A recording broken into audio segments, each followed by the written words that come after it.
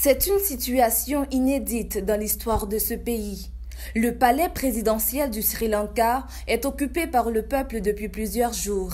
Des milliers de manifestants ont chassé le président de son fauteuil de Colombo. Il compte y rester jusqu'à la démission du président Gotabaya Rajapaksa. Ce dernier, qui a pris la fuite, a promis de remettre sa démission sous peu. Les manifestants ont profité d'un peu de confort et du luxe des officiels. Quand les dirigeants vivent dans un tel luxe, évidemment, ils n'ont aucune idée de la façon dont vivent les gens ordinaires, expliquait à l'AFP Sri Sumedha, un moine bouddhiste. Le chef de l'État a pris refuge à bord d'un navire militaire au nord-est de l'île. Des centaines de milliers de personnes qui s'étaient rassemblées dans le quartier des résidences officielles ont manifesté leur colère face à la terrible crise économique que traverse le pays.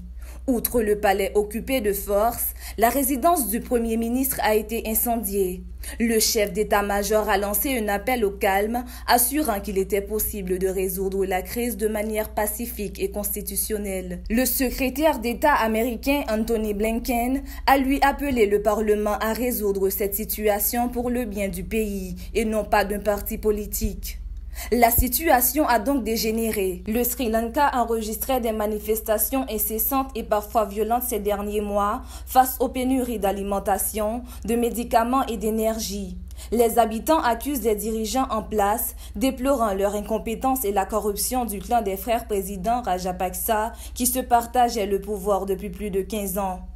L'ONU craint actuellement pour le pays une grave crise humanitaire.